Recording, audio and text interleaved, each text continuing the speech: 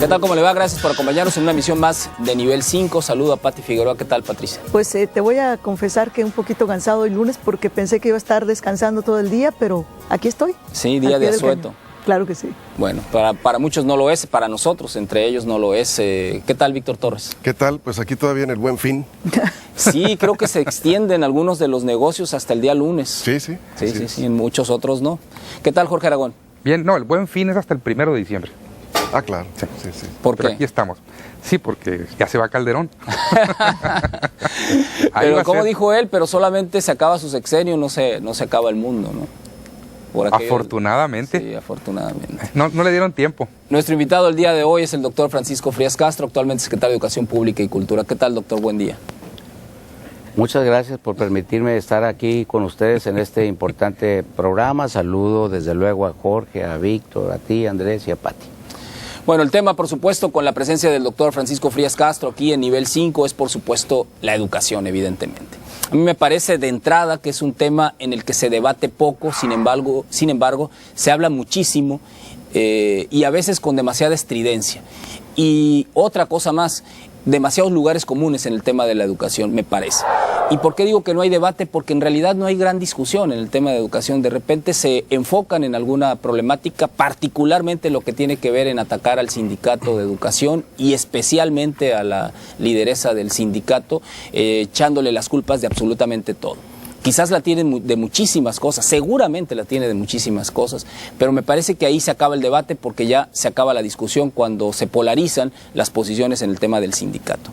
Yo la pondría así de ese modo, por lo menos para entrar, para decir que no hay debate, y aquí sí intentamos abrir por lo menos algún debate, sobre todo con la presencia del doctor Frías Castro, que lo decía hace un momento, pues tiene una amplia trayectoria en el servicio público, ha sido diputado federal y local, fue rector de la Universidad de Occidente justamente cuando yo estuve ahí, grandiosa labor por supuesto, y bueno, también actualmente secretario de Educación Pública y bueno, secretario general de Gobierno también en alguna ocasión. Jorge. Sí, fíjate que también, no nada más en lo del sindicato se pone mucho el énfasis. Había algo que señalaba Gabriel Said. Él decía, también en el asunto de la educación se pone mucho el énfasis en el presupuesto. 4 centavos de cada peso en Sinaloa se gastan en educación. Es quizás el tema en el que, en un solo tema, hablando de un solo tema, es quizás en lo que más se gasta en un Bueno, y es lo que señalabas ahí. 4 o 46 centavos. 46 centavos de cada peso. Y era lo que señalabas ahí. Sí, perdón, 46, y quise decir 40, sí. Se pone más el énfasis en el presupuesto que en los resultados. Y dice, realmente, siendo muy objetivos, sí, en este país, cada sexenio se gasta más en educación y se obtienen menos resultados. Sin embargo, dice, todos nos quedamos contentos porque cada vez se gasta más.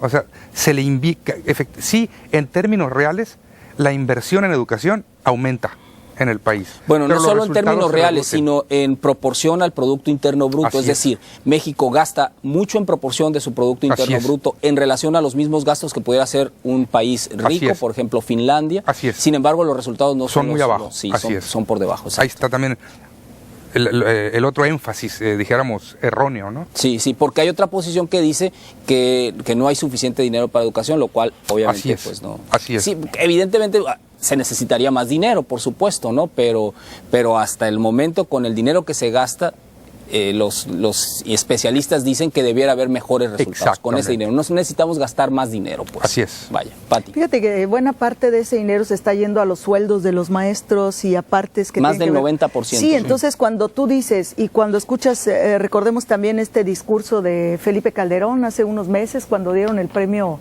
a los niños más inteligentes de todo México y entre ellos desde luego de Sinaloa con mucho orgullo, y él mandó un mensaje pues muy directo a los maestros, a que no se estuvieran dando o por ahí corrompiendo para dar las plazas de maestro. Esa es la parte que explica, creo, lo que tú dices, Jorge. Puede ser. Pero aquí en Sinaloa hay una parte que me llama mucho la atención, que yo creo que sí entra en una discusión importante, que es el gasto en seguridad que se está haciendo en las escuelas, porque si el niño ya va con el problema del tema del bullying o del acoso, de la violencia que se puede generar dentro de las escuelas en una sociedad que todavía no ha logrado pues sacar esa violencia de las escuelas y dejarla desgraciadamente solo en algunas calles o en algunos lugares como lo hemos visto, nos encontramos en un problema fuerte. Y los papás, ¿qué tan seguros se sienten cuando dejan a sus hijos a las escuelas? Estamos gastando algunos millones por ahí en el programa de Escuela Segura. Sí, claro. Yo recuerdo mucho el tema del manual de seguridad. En Tamaulipas, en otros estados de la República donde se habían dado ya balaceras, desde principios de 2011 se emitió un manual. Y era tal cual, manual contra balaceras, porque yo entrevisté a algunas personas de esos estados. Y aquí yo creo que la polémica sí puede entrar, o al menos entender qué quiere la gente hablando de seguridad en las escuelas. Bueno, sin soslayar, por supuesto, la importancia del tema, Claro. me parece que hay tres rubros muy importantes en el caso de educación. Uno tiene que ver los datos contundentes con respecto a la deserción y cómo cada niño en la evolución de su ciclo escolar va abandonando los planteles. De tal modo, permítanme que acá cheque este dato que no me lo puedo perder de memoria, el acordeón. Únicamente 13 jóvenes de cada 100 niños, es decir, 100 niños entraron a primaria, únicamente 13 van a concluir su carrera de licenciatura en tiempo y forma. Pero son los grados o digamos los cambios entre secundaria y preparatoria, entre preparatoria y universidad, donde la deserción es realmente de alarma, me parece a mí, o al menos yo la califico de alarma, a ver qué dice ahorita el secretario, me parece realmente de alarma. Entonces, 100 niños que estaban en condiciones de entrar a primaria únicamente entraron a 98 en todo el país. Para tercero de secundaria, que es cuando se concluye la educación básica, son 36 los adolescentes que van a quedar fuera de la escuela. 36 adolescentes ya no van a poder ir a la escuela, es decir, a nivel preparatorio, es decir, solo 62 de esos 98 que iniciaron van a concluir la secundaria. De esos 62, únicamente 46 van a concluir la educación media superior y solo 25 estarán terminando este grado. Y ahí me parece que está un punto de los más preocupantes en el sistema educativo en México, que es la deserción. De tal modo que únicamente en este país la mitad de los que debieran estar en preparatoria lo están. Sobre todo por la edad, ¿no, Andrés? Grave, ¿no, Víctor? Por la edad. Sí, y sobre todo creo que el problema en este país, a reserva de escuchar lo que nos va a comentar aquí de entrada el doctor Frías, es la calidad de la educación. Lo hemos comentado ya, ¿no?, en varias ocasiones. Deserción y calidad, ¿no? La calidad de la educación, y de ahí yo veo un problema muy serio, ¿no? El problema del sindicato, que sigue siendo un lastre para la Secretaría de Educación Pública, y no solamente a nivel estado, sino a nivel federal. El sindicato que sigue pues prácticamente haciendo y deshaciendo, hace lo que quiere en la estructura de las secretarías de educación pública en los estados. Ellos siempre son considerados a la hora de designar funcionarios en ciertas áreas, tienen el control de la estructura, y digo, eso no es culpa del doctor Frías, es un asunto que así está establecido. Yo quisiera que ahorita nos dijera cómo le hace para ir navegando, administrando. Prácticamente en todos los estados tienen la Subsecretaría de Educación Básica y muchísimas tienen el direcciones. control prácticamente de una buena parte de la estructura, ¿sí? Y la otra parte es lo que yo no entiendo cómo no se ha resuelto todavía. Tenemos una educación federal y otra educación estatal, ¿sí?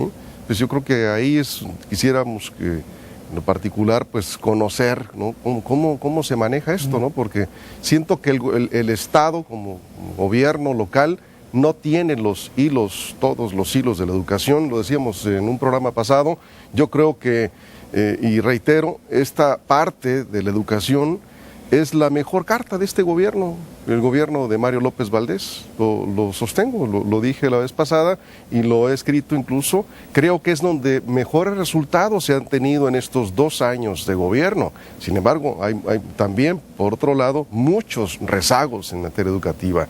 ¿Qué es lo que va a hacer este gobierno local para poder quitarse esa jetatura del sindicato que muchas veces va al terreno del abuso, incluso de proteger en exceso a malos maestros, a malos directores, en donde se ve la poca fuerza del Estado a la hora de tomar decisiones? Yo supongo que muchas veces ha de haber sentido ciertamente frustrado el secretario en su despacho cuando debe y está convencido de tomar una decisión, pero tiene que tomar en cuenta esa fuerza del sindicato, que, insisto, ha hecho cosas muy buenas el sindicato, hay que reconocerlas, pero también en este momento creo que es importante ya que los estados y el gobierno federal tomen las riendas de la educación. Ahí me parece que está la clave de este asunto, ¿no? Doctor Frías. Muy bien.